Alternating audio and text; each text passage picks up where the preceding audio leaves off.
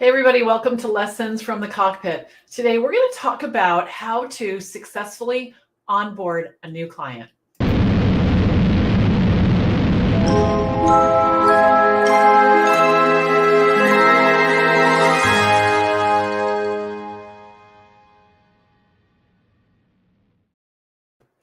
Welcome to Lessons from the Cockpit.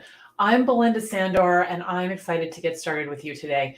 I'm going to be your host for Lessons from the Cockpit, where we are going to talk about tactical and practical advice every week about your virtual assistant business. And these tips are for you if you're a brand new virtual assistant just starting out or thinking about it, or you've been in business for a while. So I'd love to hear where you're coming in from. We've got lots of people already here today, which is very exciting. So let me know where you're coming in from. Now, Lessons from the Cockpit is brought to you by the VA Connection. And at the VA Connection, we work with new, aspiring, and established virtual assistants and help them build a thriving online business as a virtual assistant through our online community, our courses, and our coaching programs. And today we're going to talk about how to successfully onboard a new client. And as you're coming in and saying, hello, this is awesome, I'm going to introduce myself. So this is me, and I call her my little delish. She just came home from college last night, which is awesome. And this was us almost 13 years ago when she was 9 and I was just starting out my virtual assistant business.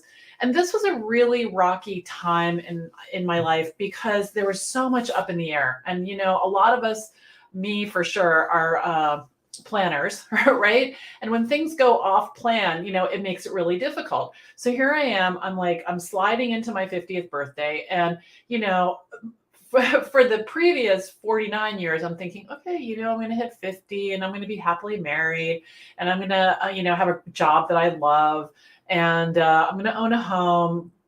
I'm going to be a mom, all of these things. And it was just, kind of, I don't even know what the word is, jarring to be sliding into 50 and be pretty much polar opposite of where I thought I would be. So instead of being happily married, I'm getting divorced.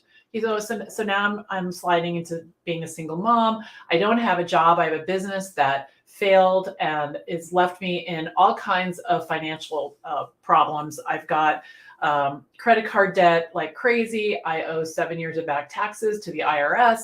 Emily and I had to so I had to sell our home and we needed to move 3 times in 4 years before we finally settled in. And the thing is that everywhere I looked, it was just a struggle. And I didn't know what to do first, but here was the big problem. The big problem wasn't the debt. It wasn't the moving. It wasn't the divorce. It was that I couldn't see any hope, and I couldn't see how I was going to manage all of this by myself and take care of Emily. And so I really was racking my brain on how I could do that. And what I came up with was that I'd been a secretary in the dark ages, like in the 80s. And I really liked the work. And I felt like I was pretty good at it. And so I thought, all right, I'm going to offer admin services to small businesses. I have no idea if this is going to take off, if this is going to work, but I definitely knew that this whole 9 to 5, 9 to 6, 9 to 7 situation that, when I had a job wasn't going to cut it. Because I wanted to be there for Emily. I wanted to be able to take care of her. And I wanted to be a Girl Scout leader, all of those things. So I started spreading the word. And my first client I got at the school bus stop. So I'm standing there, probably in my sweats or something, at 7 o'clock in the morning or whenever the bus stop came, or the bus came to pick up the kids. And one of the dads says to me, what's new? And I said, well, I'm starting this business. I'm doing admin work. And he was so excited because he had started a business a couple months prior. I had no idea. He never mentioned it or I wasn't paying attention. And so I told him about, I want to do admin work. And he was thrilled. He was thrilled because he was overwhelmed with administrative stuff. So he needed help from someone, paying his bills, I set up QuickBooks for him because I knew how. He needed software installed on computers. I mean, that's simple, right? All these like everyday, he needed like an office wife. That's what he needed. And that's what the kind of work that I did. And he was really relieved. And I was thrilled because here I am doing things I like. At that point, it wasn't virtual. I hadn't figured that part out yet. That was to come pretty soon after that. But so I'm working for him, I'm getting paid, and I'm starting to think, okay, this might work. This might work. So I continue to tell people on my path, and the result is this. So I've been in business as a virtual assistant. I named my business Rocket Girl Solutions since 2010. I've worked with over 200 clients, and I've made $1 million, more than $1 million, in my home, really in, Nike yoga pants and socks. And I've been able to do that in little, sections of my home. At first I started working in part of the living room and the dining room, and each time I moved, I found another little corner where I would work. And now now that the kids are out of the nest, for the most part, I have my own little office in what we call the middle bedroom. So the first year that I was in business, I made $70,000. And every year since then, for the next 10 years, I was able to cross over the six-figure threshold and make over $100,000 doing work that I just love with really nice people. And here's what it looks like today. So we have transformed and we've expanded. So this is my pretty new husband. We've been married less than 2 years. And this was us on our wedding day with all of our kids. So David, Charlie, Stephen, Andy, and Emily. And life is very different now. It's very different now. The taxes have thankfully all been filed, and the 6 figures of debt has been mostly paid off, but it's on a schedule, and I know when it's going to be over. It took a long time to crawl out of that, but at the core of it was really looking into myself, and realizing that all of what needed to happen right here. And it wasn't about being mad at the IRS. It was about saying to myself, you got to file your taxes. You've been filing taxes for 50 years. You got to finish this up. And then staying on top of it, not sliding back. It's all been a sort of a personal development journey to be self-reliant and to learn how to make money and myself, and how to take care of my family, and how to be financially responsible again. Because before all of this happened, I was saving for retirement. I was on that path, but then things just, the apple cart tipped over for sure. So let's say hello to everyone who's here. Thank you for coming. So Melanie's here from England, and Christine is here from, I think, is it Souk? Is that how you say that? Canada. And Tori's here from South Carolina, and Stephanie's here from Texas, and Sherry's here from Iowa, and Amy is here from Texas. Hello. And Talara is here from Calgary, and we have someone here from Copenhagen, and Charmaine is here from Wisconsin. Charmaine is and Amy are one of two of our brand new students in VA school. We're going to get started today. And Frederica is here from Amsterdam. Hello, Henry. Hello. And Heather is here. And someone's here from Maine. And Tristy's here from Billings. And Jen Cohen says, hi. Hello, you guys. Hello, hello, hello. Thank you for coming. All right, so let's dive into this topic, because this is really important. This is really important. And I want you to understand why, because it'll cause you to be thoughtful about it. All right. Now, it doesn't take a lot of work, and it doesn't take a lot of thinking once you establish your onboarding process. All right. So the reason I want you to think about this is I didn't do this for a while. People would, they would say, I'd love to work with you. What do we do next? And my thought was like, well, we'll just go work, but that's not going to cut it. You really need a process to bring them on board and to kind of make them feel like they're tucked in, right? Because it's not just you that started a new relationship. They've started a new relationship too, and they want to feel like they've made a good investment.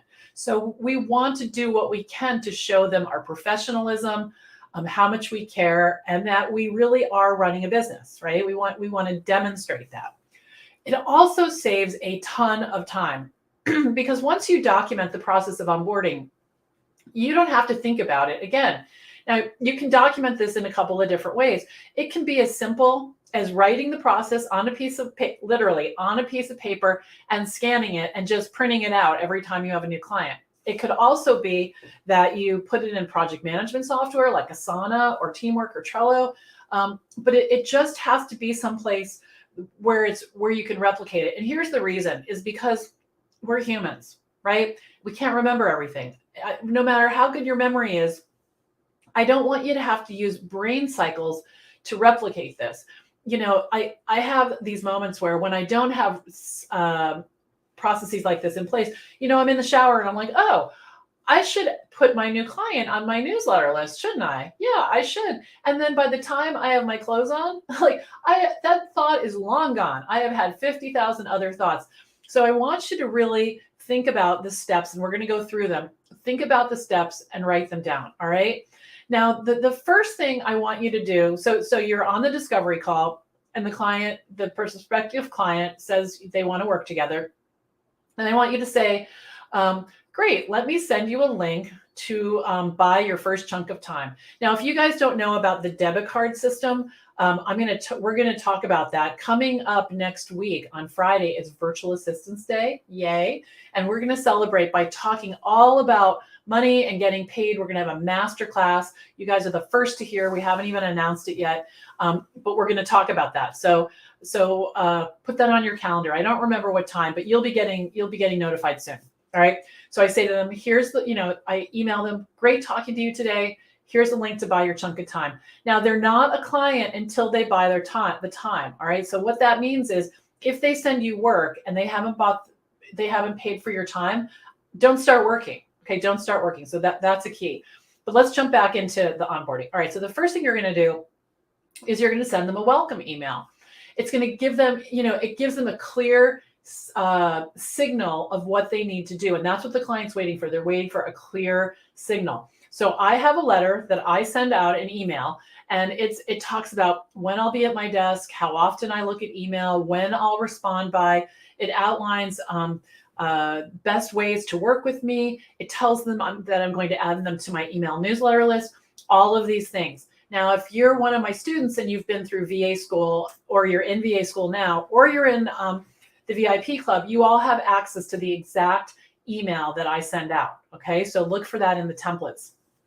So I send them this email, and in this is also a link to get on my calendar. So I invite them to set up their first meeting, or they can hit reply and send me some times that work for them, because some of my clients are not technologically comfortable and I don't want to make them go through this whole process of the calendar. I know for us it's like easy peasy, but for some people it really it's uncomfortable. All right. So that's the first thing. All right. Now what you want to do is you want to get your systems ready. All right. So add them to your CRM. Now your CRM, that's a phrase that a lot of people throw around. That's basically your address book.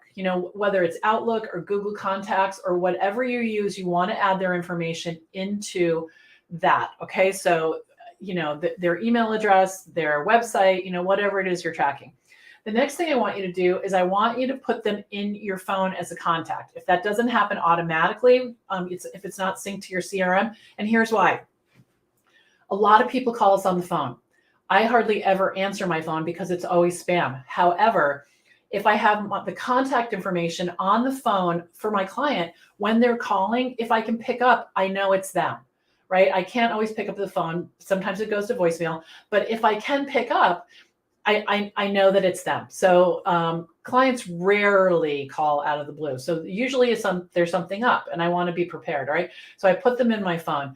Then I think about my key processes, okay? So I track my time with Toggle. So I put them in Toggle. I create a folder in Dropbox because that's how I'm going to keep their files. I would create a note in Evernote. All of the systems that I use every day, because when we have our first meeting, I want to be ready. Now, I also connect with them on social media. So LinkedIn, Facebook, whatever the social media platforms are that feel appropriate for you. And I add them to my newsletter list. And I know that that seems like such a like, aha, of course you would. But I have had so many clients who, when I help them with this onboarding process, and see, here's the other thing. Once you have this down for yourself, you can ask a client, if they're a coach or, if they're a service business, how do you onboard your clients? And you can explain to them how you do it, and then they'll pay you to set it up for them. Okay. So this is one of those make your own business a display case examples. Okay. So, so my point is that when I have talked to new, clients about their onboarding process, I'll say, do you add people, the people to your newsletter list? And most of the time they say no. They say no. And that's a big loss right there, right? You're spending all this time creating this content, and they're not connected on LinkedIn, and it's a wasted opportunity. So definitely do that. And then I love to send a welcome gift, right? It's establishing, all of these things are sending a clear signal that you are a business owner. You're in business for real. This is not you helping them on the side, right? And even if you're part-time and you're working nights and weekends, it still sends a very clear message that this is not just something you're fooling around with, right? You've thought it through, and that goes so far when it comes to your credibility. And also this whole process right here, it helps so much with imposter syndrome, right? Because you're standing in the shoes of a successful business owner, and you're walking through these steps. Now, the other thing I do is I send them a welcome gift. And so the welcome gift for me, because my business is called Rocket Girl Solutions, it's a pen in the shape of a rocket, which is kind of fun.